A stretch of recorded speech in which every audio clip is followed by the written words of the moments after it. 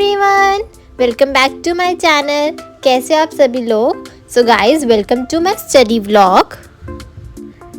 तो गाइस, मैं दोपहर के टाइम अपना स्टडी मटेरियल लेके पढ़ने बैठी थी। It's I think about 3 o'clock। अभी मैं अपना स्टिकी नोट्स वाला पाउच, स्टेशनरी वाला पाउच और अपनी बुक्स अलग कर रही थी, उसको सेटअप कर रही थी। तो जी, मेरे इको में लास्ट के सिर्फ 2 चैप्टर रह गए हैं। आज वो मैं चैप्टर कंप्लीट करूँगी। अभी जो मैं चैप्टर कर रही थी, पहले तो मैं सैम्पल पेपर खोल के देख रही थी। मेरी बुक के लास्ट में ही सैम्पल पेपर गिवन था, तो मैं वो देख रही थी कि उसके अंदर कैसे कैसे क्वेश्चंस आएंगे, कैसे सैम्पल पेपर बन के आएगा, क्या थीम होगी, तो मैं वही देख रही थी।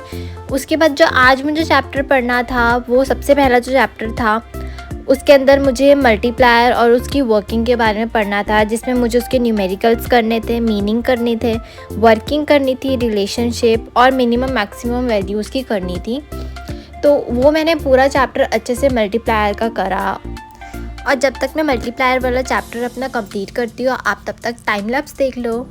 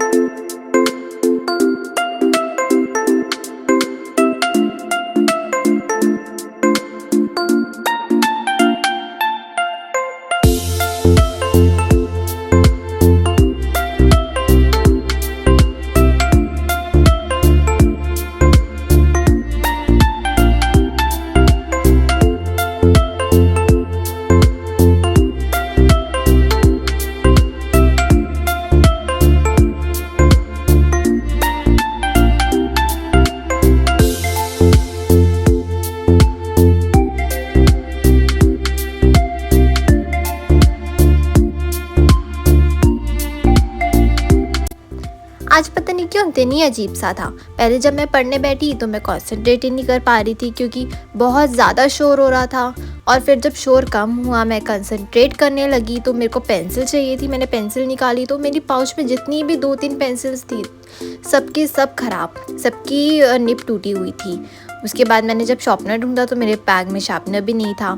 फिर मैंने शार्पनर मंगाया और शार्पनर भी इतना अच्छा, मैंने न्यू पेंसिल के पूरा जो बॉक्स होता है ना उसके अंदर से नया शार्पनर निकाला और वो शार्पनर ही पता नहीं कैसे से लगा हुआ था, वो शार्पनर भी टूट गया।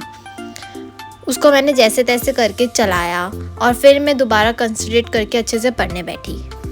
जब मेरा एक चैप्टर कंप्लीट हो गया तो उसके बाद मैंने ब्रेक ली क्योंकि मैं ऑलरेडी 1-1.5 घंटे से पढ़ रही थी, तो बीच में ब्रेक लेना तो बहुत ज़रूरी था और मुझे भूख भी लग गई थी। तो मैंने कस्टर्ड खाया और ये कस्टर्ड मैंने खुद बनाया था। मैंने कल ही बना के कस्टर्ड रखा था और कस्टर्ड सच में बहुत डिलीशियस बना था, बहुत ज़्यादा।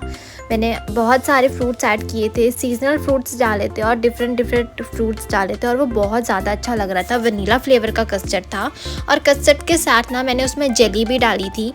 वो जेली भी मैंने खुद से बनाई थी स्ट्रॉबेरी फ्लेवर की और बहुत अच्छा कॉम्बिनेशन लग रहा था।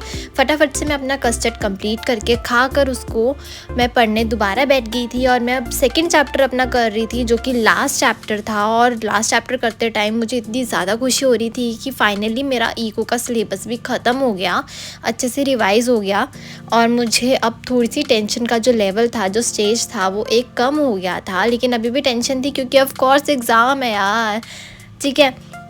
तो मेरा जो गवर्नमेंट बजट था वो चैप्टर का नेम था और ये चैप्टर थोड़ा सा इजी भी है और लास्ट में थोड़ा सा डिफ़िकल्ट है, ज़्यादा डिफ़िकल्ट नहीं है, मतलब थोड़ा सा टाइम दो, अच्छे से समझो तो ये चैप्टर भी इजी है, ऐसा कुछ बहुत ज़्यादा डिफ़िकल्ट नहीं है। ये चैप्टर भी मुझे अच्छा लगा और अच्छे से रिवाइज़ हो गया।